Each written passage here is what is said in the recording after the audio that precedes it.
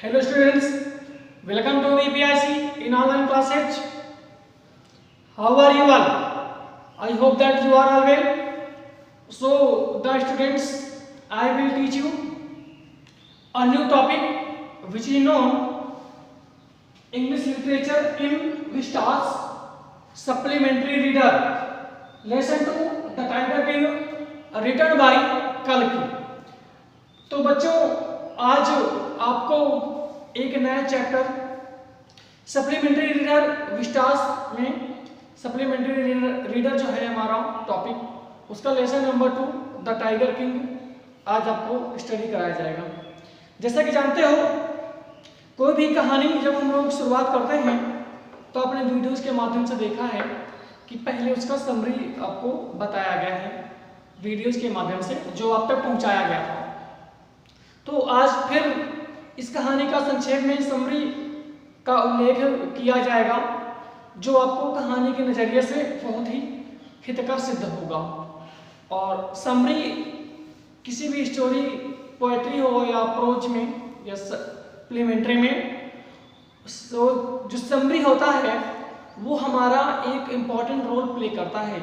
Summary के द्वारा हम लोग संक्षिप्त कहानी का प्रारूप सीखते हैं जिससे ये पता चलता है कि कहानी में किन किन चीज़ों का उल्लेख किया जाता है।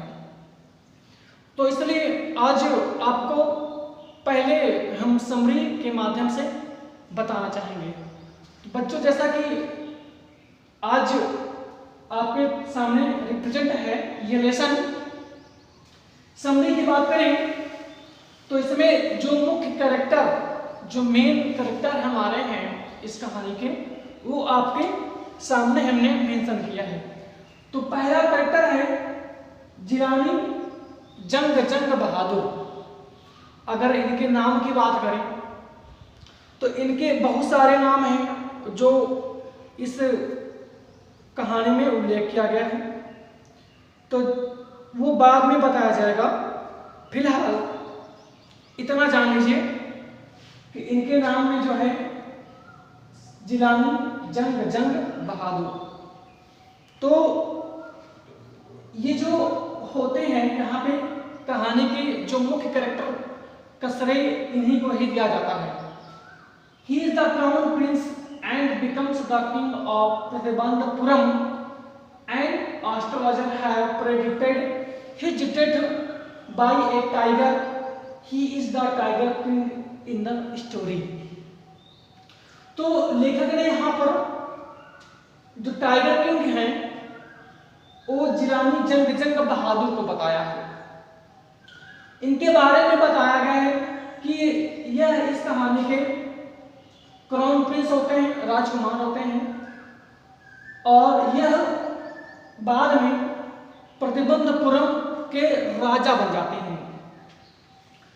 जब ये छोटे होते हैं संक्षेप में लिखा गया यहाँ पे तभी एक ज्योतिषी ने भविष्यवाणी किया था कि तुम्हारी मृत्यु जो होगी एक टाइगर के द्वारा होगी, यानी चीता के हमले से तुम्हारी जो है मृत्यु हो जाएगी। He is the tiger king in the story. वह इस कहानी में यानी सर जिलानी जंग बहादुर इस कहानी के मुख्य टाइगर किंग हैं, राजा हैं। इसके बाद आता है दीवान। अगर हम दीवान की बात करें तो ये राजा के जो जिलानी जंग बहादुर हैं इनके जो होते हैं दीवान होते हैं। जैसे पुराने आपने राजाओं के कहानियाँ वगैरह पढ़ी हो स्टोरीज तो उसमें मंत्री, प्रधानमंत्री, मुख्यमंत्री, जो छोटे छोटे सेनापति और सेना उसी तरह के दीवान होते हैं। तो यहाँ पे एक दीवान का कैरेक्टर उल्लेख किया गया है। दीवान में he is a senior courtier who is very scared of the tiger king. जो ये होते हैं दीवान वह एक बहुत ही बड़े दरबारी होते हैं जो राजा की जो टाइगर किंग है उनसे बहुत ही ज्यादा भयभीत होते हैं। अब कारण क्या है अभी आगे आपको पता चलेगा। इसके बाद तीसरा कैरेक्टर जो यहाँ पे मेंशन किया गया है वो है 3 सर्जन का, 300 शल्य चिकित्सक। तो यहाँ पे 3 शल्य चिकित्सक हैं उन पर यहाँ पर उल्लेख किया गया है। दे केम फ्रॉम मद्रास। जो 3 चिकित्सक होते हैं ये मद्रास से आए हुए होते हैं। To give treatment to Maharaj right hand. महाराजा के दाएं हाथ को उपचार देने के लिए। They perform the operation. वे ऑपरेशन को पूरा करते हैं। तो ये तो रहा बच्चों आपको करेक्टर के बारे में जो बताया गया है। अब आफ्टर करेक्टर हम आपको कुछ पॉइंट्स बताना चाहते हैं, तो उसको आपको ध्यान से सुनना होगा, क्योंकि अब कहानी जो है पूरी तरीके से हिंदी चलेगी, ताकि आपको पूरा हिंदी रूपांतरण से समझ में आ जाए कि क्या चीज़ यहाँ पे मेंशन किया गया है।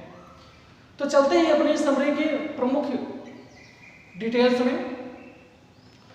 तो जैसा कि हम आपको बताना चाहते हैं, यहाँ पे जो राजा हैं सर जिलानी जंग बहादुर, ये जब इनका जन्म होता है तो जन्म के 10 दिन बाद ये आश्चर्यजनक रूप से कुछ शब्दों को बोलते हैं। तभी इनके माता पिता को बहुत बड़ा आश्चर्य होता है। तो इनके केयरिंग के लिए उन्होंने एक ज्योतिषी को बुलाया, एस्ट्रोलॉजर जिसे हम लोग बोलते हैं, एस्ट्रोलॉजर को बुलाया। तो उन्होंने कहा your son is very mighty.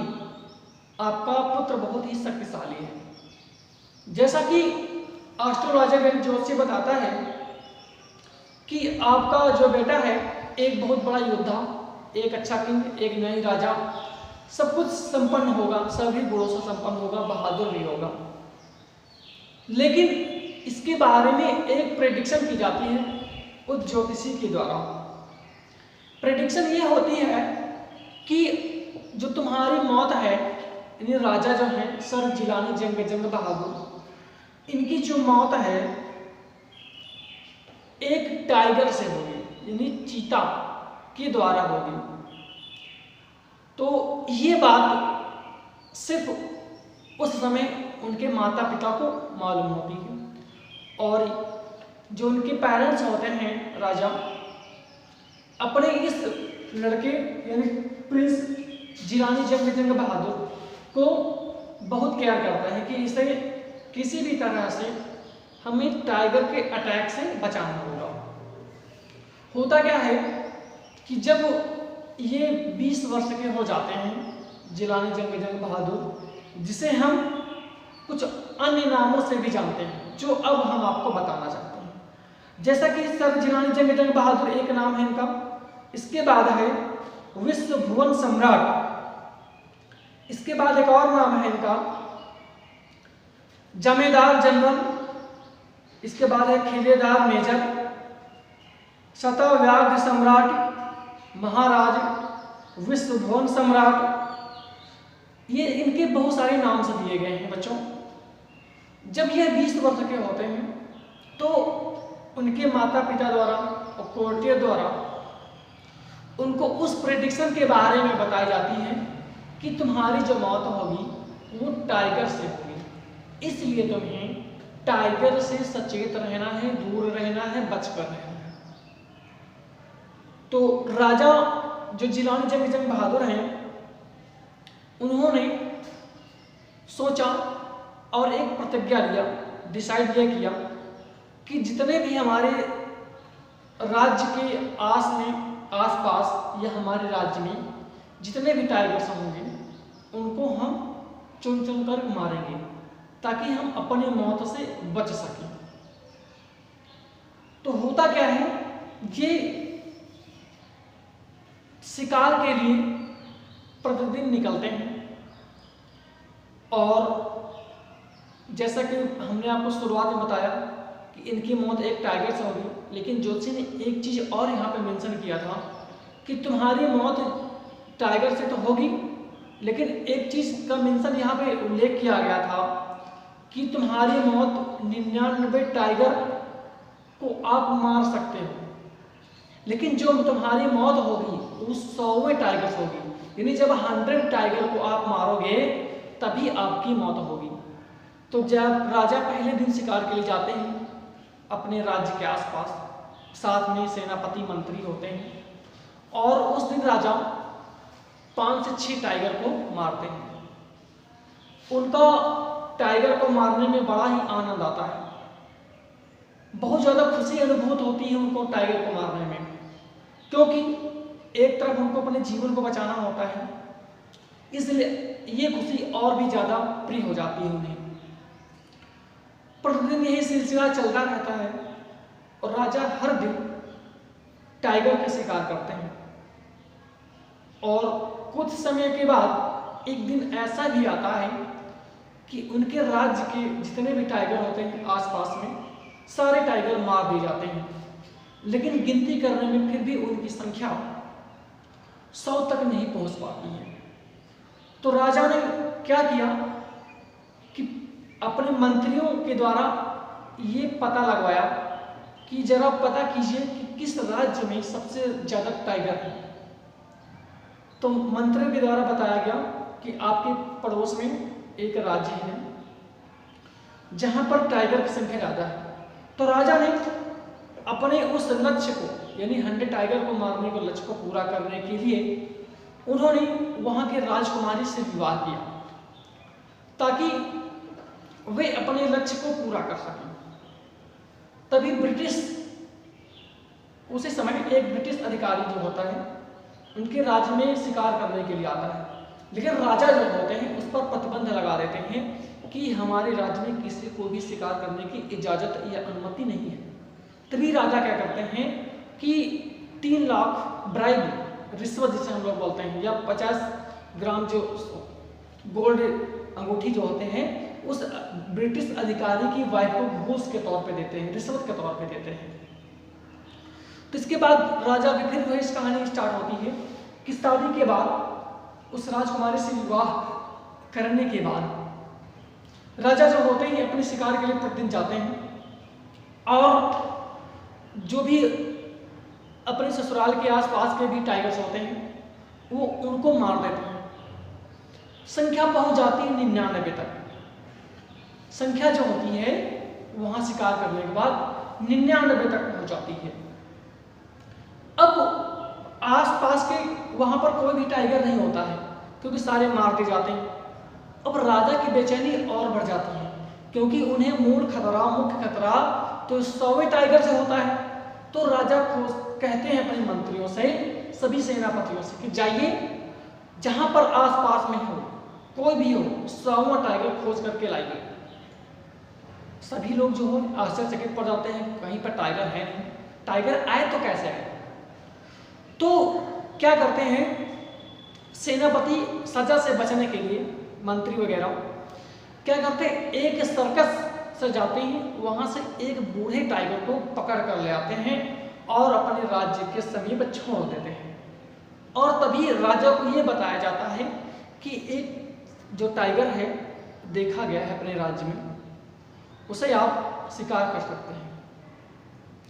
होता क्या है कि सभी इन्फॉर्म करने के बाद राजा स्वयं आते हैं और उस टाइगर को शिकार करने के लिए चल पड़ते हैं।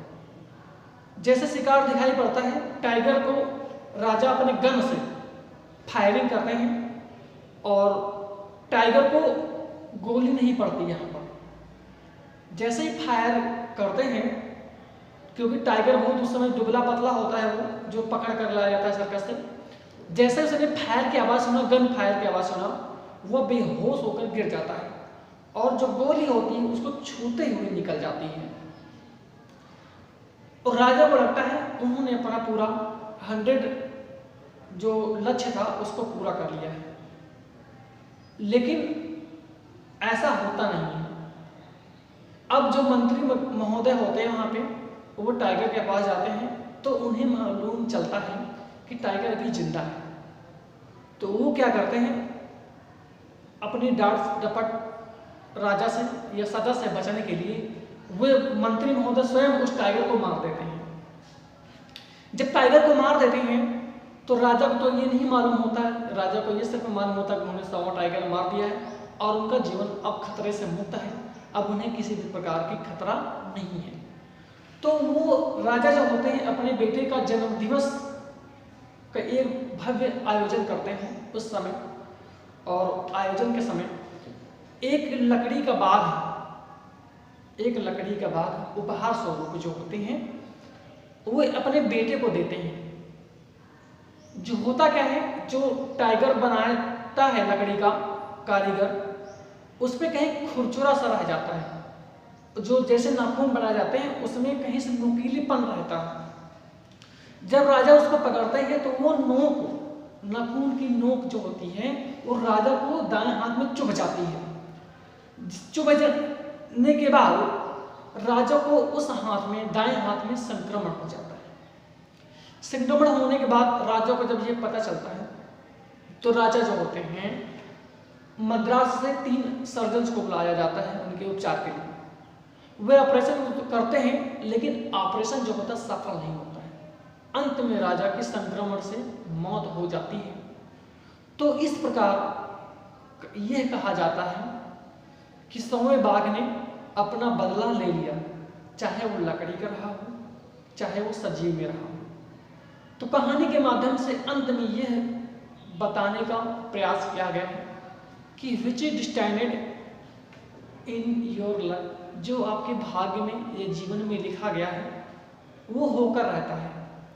वो किसी भी प्रकार से हो, किसी भी रूप में हो, वो घटित होता रहता है। ऐसा लेखक ने अपनी किताब में निर्देशित किया है। सो द स्टूडेंट्स, ये रहा आपको आज का टॉपिक जिस समरी के माध्यम से आप तक पहुंचेगा। आप लोग वीडियोज को बिल्कुल केयरफुली सुने, ध्यानपूर्वक बिल्कुल। इसके बाद जो भी है आपके क्वेश्चन आंसर वो आप तक पहुंचाए जाएंगे। आई होप दैट कहानी का सारांश आपको जरूर समझ में आया होगा, इसलिए आप लोग कहानी को बिल्कुल अच्छे से, ध्यान से, केयरफुली सुने और समझने का भरपूर प्रयास करें। फिर मिलते हैं एक नए टॉपिक के साथ, एक नई कहानी के साथ, इसके क्वेश्चन आंसर के साथ। तब तक के लिए आपको tata, bye bye, see you, okay.